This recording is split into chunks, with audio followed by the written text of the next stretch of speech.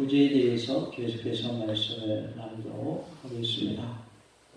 우리 중에 한 사람이 예수께 찾아와서 선생님, 내 형을 명하여서 유산을 좀 나누게 해주세요 라고 하자 예수님께서 누가 나를 재판장이랑 물건 나눈 자로 세우느냐 하시면서 탐심을 물리치라고 하십니다. 그러시면서 사람의 생명이 그 소위에 넉넉한 데 있지 아니하다라고 말씀을 하시죠. 또 한 부자의 비유를 말씀해 주셨는데 16절부터 21절에 그 내용이 나오는데요. 21절에 보면 자기를 위하여 재물을 쌓아두고 하나님께 대하여 부여하지 못한 자가 이와 같으니라 라고 말씀하시면서 부자의 비유에 대해서 설명을 해 주십니다. 나를 위하여 재물을 쌓아두지 마시고 하나님의 영광을 위하여 사용하기 위하여 재물을 쌓는 은혜가 있기를 원합니다. 하나님께서 나에게 물질을 주신 이유는 무엇일까요? 주신 물질을 잘 사용하라고 주신 줄로 믿습니다. 우리 모두가 나에게 주신 물질을 잘 사용하여서 하나님께 대하여 부유한 자가 될 수 있기를 원합니다. 하나님께서 나에게 물질을 어떻게 사용하라고 하셨는가? 이 구제에 대해서 말씀을 나누도록 하겠습니다. 구제는 낡아지지 아니하는 배낭이다 라고 말씀을 합니다. 33절에 너희 소유를 팔아 구제하여 낡아지지 아니하는 배낭을 만들라. 곧 하늘에 둔 바 다함이 없는 보물이니 거기는 도둑도 가까이 하는 일이 없고 좀도 먹는 일이 없느니라 라고 말씀합니다. 낡아지지 아니하는 배낭이다 라고 하셨는데 곧 구제는 하늘에 쌓아지는 다함이 없는 보물인 것을 말씀하고 있습니다. 우리 모두가 구제를 많이 하여 하늘에 보물을 쌓는 은혜가 있기를 원합니다. 도와주십시오. 구제는 하늘에 쌓아지는 다함이 없는 보물입니다. 구제를 많이 할 때에 하늘의 상급으로 쌓여질 줄로 믿습니다. 29절에 보면 너희는 무엇을 먹을까 무엇을 마실까요 구하지 말며 근심하지도 말라라고 말씀을 합니다. 22절에서 주어졌던 염려에 대한 금령이 여기에서는 재차 반복되면서 한층 더 강조되고 있는 것을 알 수가 있습니다. 너희는 이라는 말이 강조적 이치 맨 앞에 온 것을 볼 수가 있습니다. 너희는 근심하지 말라라고 말씀하고 있어요. 또한 근심하지 말라라는 말은 신약에서 여기만 등장하는데 허공의 높은 곳에라는 뜻을 가진 메테오로스라는 고대 동사에서 온 말로서 희망에 들뜨다, 공중에 높이 들다라는 뜻을 가지고 있습니다. 이것은 허망한 욕심에 이끌려서 상념이 가득한 상태를 묘사하고 있습니다. 우리가 어떠한 것을 생각하다 보면 거기에 푹 빠져 있는 경우가 있죠. 그래서 그러한 생각들로 가득 차서 다른 생각은 전혀 하지 못하는 그런 모습을 보게 되는데요.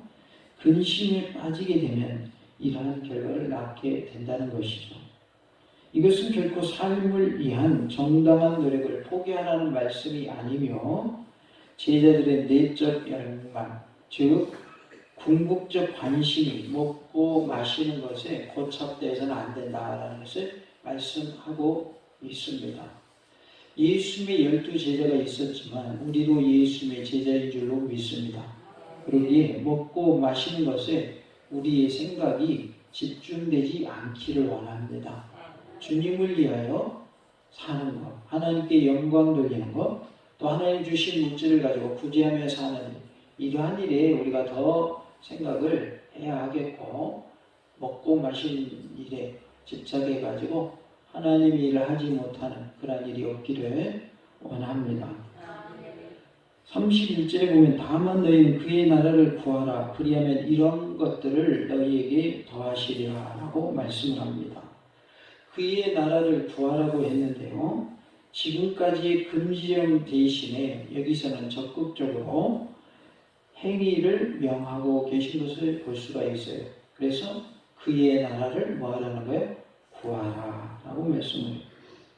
본문에 그의 나라를 구하라는 말의 의미는 물질적 관심보다는 하나님의 나라의 통치가 이루어지기를 위하여 구하라, 하나님의 통치가 실현되기를 위하여 구하라라는 뜻이 있고, 물질적 축적이 아닌 하나님 나라의 영적 축복을 구하라라는 뜻이 있으며, 하나님 나라의 도래를 위해서 실천하라라는 의미로 우리가 해석할 수 있습니다. 우리 모두가 하나님의 나라를 구하는 삶이 될 수 있기를 원합니다. 하나님의 통치가 이루어지기를 원합니다. 하나님 나라의 영적 축복을 주시옵소서. 하나님 나라가 도래하기를 원합니다. 이렇게 우리가 구하는 삶이 되어야 한다는 것입니다. 그리하면 이런 것들을 너희에게 더하시리라 라고 말씀합니다. 이것은 물질적인 조건들이 하나님의 나라보다 하위 개념이다 하는 것을 말씀하고 있어요. 그러니까 물질은 하나님 나라에 비해서 무슨 개념이라고요? 하위 개념입니다. 하나님 나라에 종속되어 있는 것이 바로 물질인 것입니다. 물질이 하나님의 나라를 어떻게 할 수 없는 거예요. 종속되어 있는 것이 물질이다. 하나님의 나라를 구하는 자에게 물질적인 것들은 부속물로 주어진 것입니다. 그 이상의 것도 아니다. 그 이하의 것도 아니다. 그래서 하나님께서 우리에게 쓰라고 주신 것이지 우리로 하여금 물질에 지배받으며 살아라 그런 뜻이 아니라는 거예요. 그래서 오히려 우리는 물질을 뭐 하면서 살아야 될까요?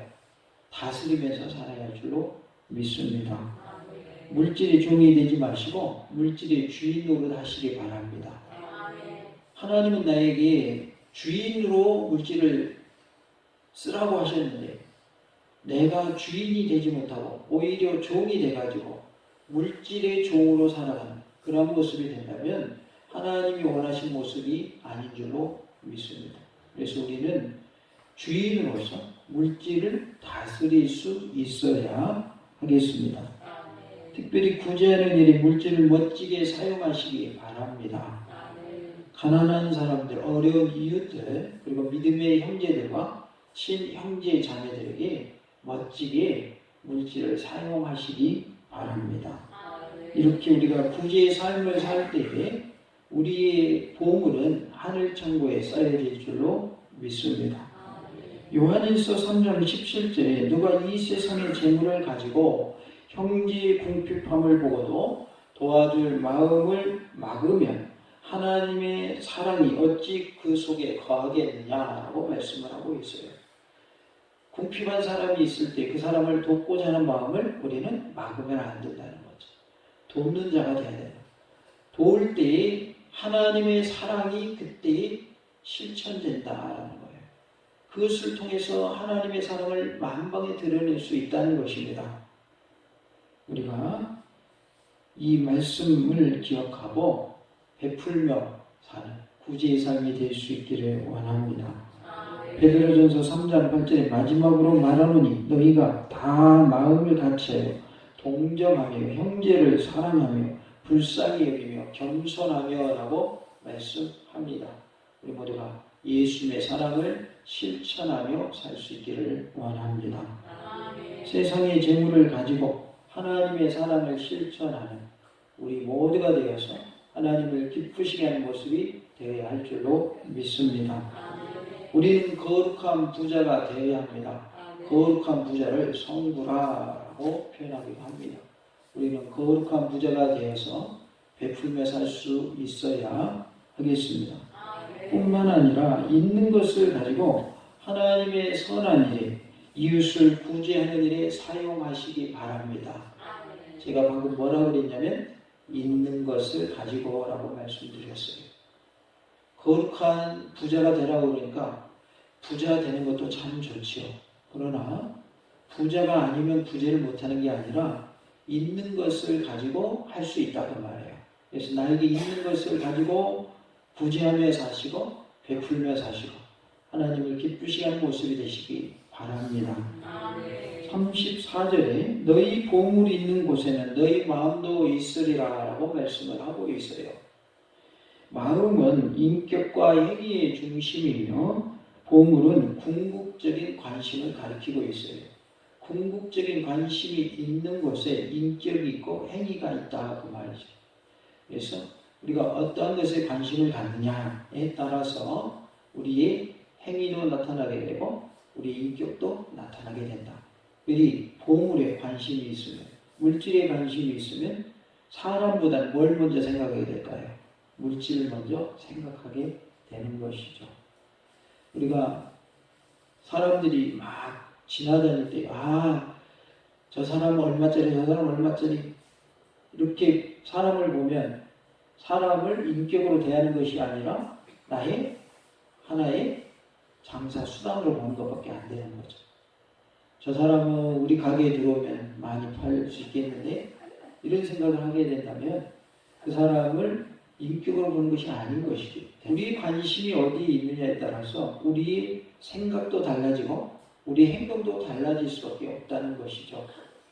교회에 오는 성도를 보면서 얼마짜리 성도 들어왔네 그럼 되겠어요? 그런 게 다니지 마세요. 그런 게 있으면 안 되겠지만 그런 교회가 있다고 한다면 다닐 필요가 없어요. 그죠? 네. 성도를 가지고 물질로 평가하면 되겠습니까? 누구든지 들어올 수 있는 곳이 뭐가 돼야 돼요? 교회가 돼야 돼요. 교회는 또 높아야 돼요? 낮아야 돼요? 낮아야 됩니다. 교회 안에는 계급이 없어요. 교회 안에는 차별이 없어야 돼요. 교회는 평등한 곳이 교회가 돼야 돼요.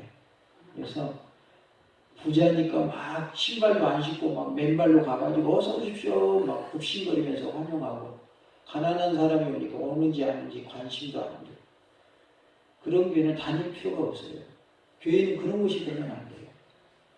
모든 사람을 평등하게 환영하는 교회가 돼야 되고 감싸 안아주고 사랑하는 교회가 돼야 돼요. 그러한 교회가 될 때에 하나님이 기뻐하시는 모습이 될 줄로 믿습니다. 우리가 구제하는 일은 사랑의 실천의 방법이야. 사랑의 방법이 여러 가지가 있는데 그 중에 구제의 방법을 우리가 아직은 나누고 있습니다. 구제하는 일을 통해서 하나님은 우리에게서 영광을 받으시기 원하고 구제하는 일을 통해서 많은 사람들이 구원함을 얻기를 하나님은 원하고 계십니다.